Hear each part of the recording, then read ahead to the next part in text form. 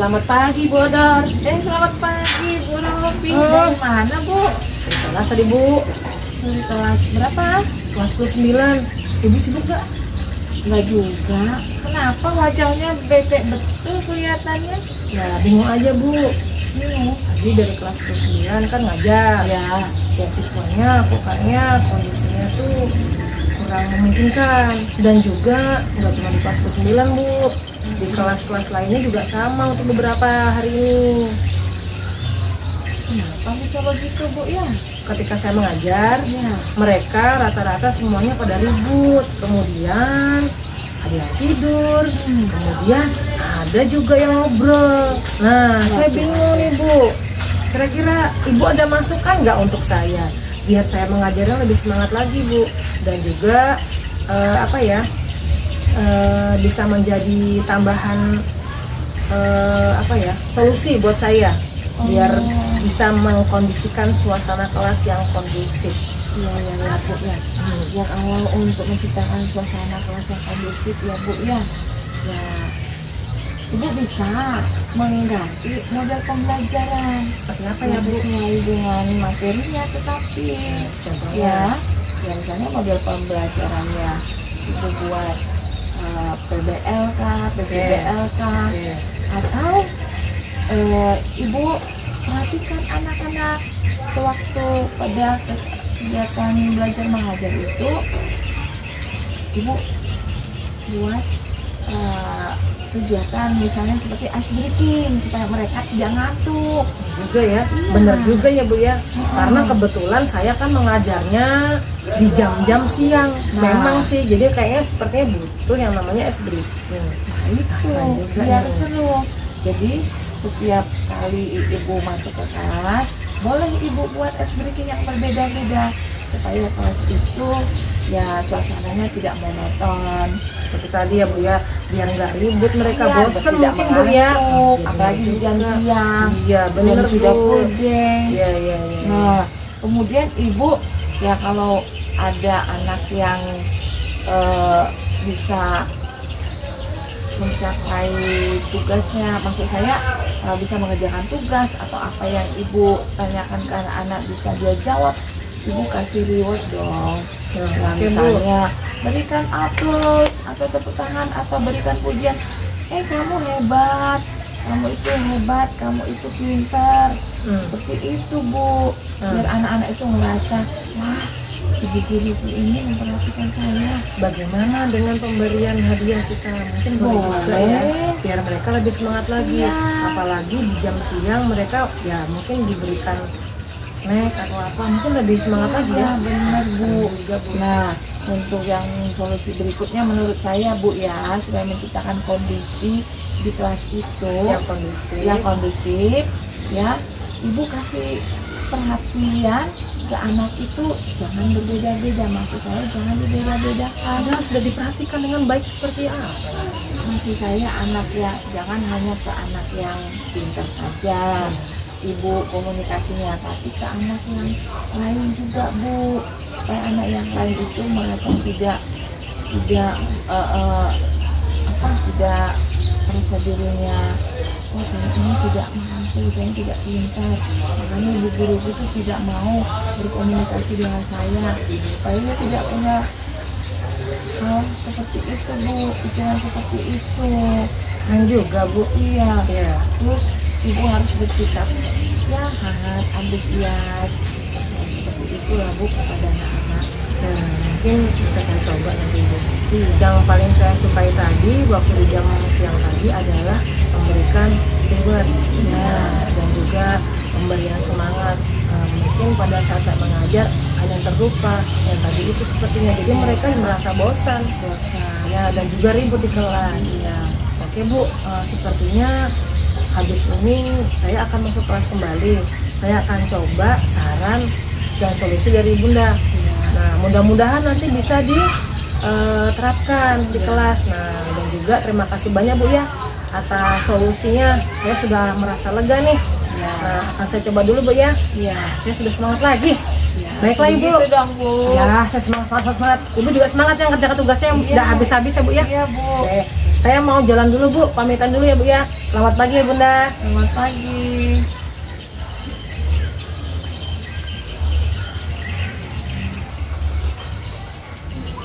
Halo Bu Dor, datang lagi. Halo juga Bu. Alhamdulillah, kenyang Bu. Ini gimana? Kantin, oh iya, tadi lupa ngajakin Ibu ke kantin. Habisnya Ibu repot banget soalnya. Begitu.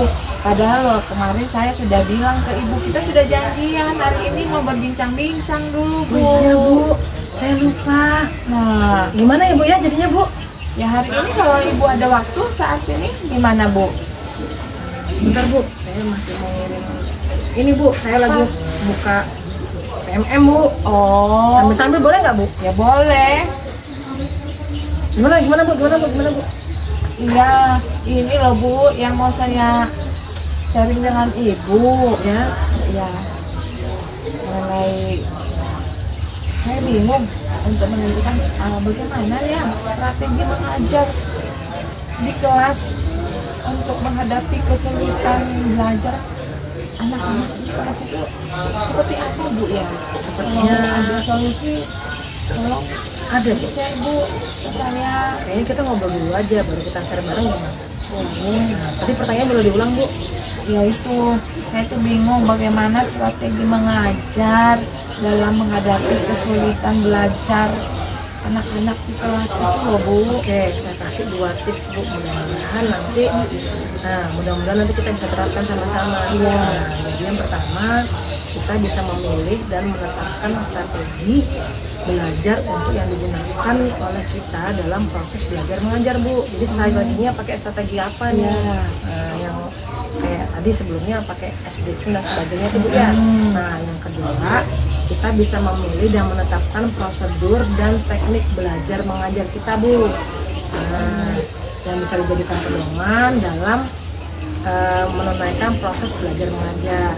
Contohnya Bu ya, kita sebelum mengajar terlebih dahulu membuat yang namanya tujuan pembelajaran. Nah, contoh nih misalnya Ibu mengajar apa Bu? Ini saya mau mengajarkan materi energi terbarukan. Fisika. Oke Iya, Bu. fisika. Nah, jadi tujuannya dari energi itu adalah Tujuannya Bu ya untuk mengidentifikasi penerapan serta transformasi energi yang penting bagi masyarakat. oke, semoga nanti kita di saat belajar terlebih dahulu sebelum belajar kita membuat yang namanya tujuan pembelajaran dan disampaikan di saat kita sedang dalam proses belajar mengajar.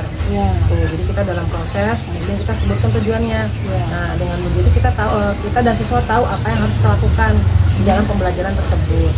Nah, yang selanjutnya kita bisa mengatur jadwal belajar kita. Nah, itu yang kedua Bu. Yang ketiga, kita bisa membuat suasana belajar yang nyaman Bu. Itu yang menarik. Nah, ini kayaknya bisa jadi apa ya, tambahan nantinya. Jadi sebelum belajar kita bisa cek juga nih siswanya. Iya, Nah, siswanya nih ada yang ribut nggak atau nanti ada yang apa Bu, yang tidur nggak ya kira-kira. Iya. Nah, dengan cara kalau saya bisa membuat 3 tipikal gaya belajar Bu. Oh, Nah, berarti itu kita bagi kita bagi ya. Karena ini kelompok Bu ya, Ya, individu tapi bisa sih Bu, kelompok. individu juga bisa tetap bisa. Tapi ini kelompok ya Bu ya. Ya, cuma nanti dibagi Dibagi menjadi 3.